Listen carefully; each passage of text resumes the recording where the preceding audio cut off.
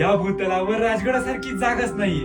म्हणजे बघा ना, सुवेळा, संजीवनी, पद्मावती अशा तीनही बाजूला पसरत गेलेल्या 3 माच्या आणि त्याच्या मधोमधच उभा असलेला ढगाला टेकणारा अभेद्य असा बालेकिल्ला म्हणजे राजगडाचं वैशिष्ट्यपूर्ण रूप.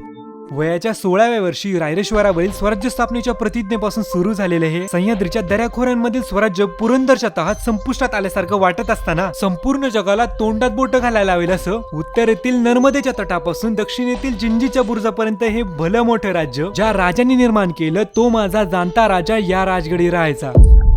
लाभलेल्या 50 वर्षांच्या आयुष्यापैकी 25 वर्ष म्हणजेच जवळपास अर्ध आयुष्य महाराज आपल्या कुटुंब कबिल्यासह या गडावर वास्तव्यास होते. मग प्रश्न पडतो ना की एवढ्या वर्ष राजगडच का निवडला असेल बरं?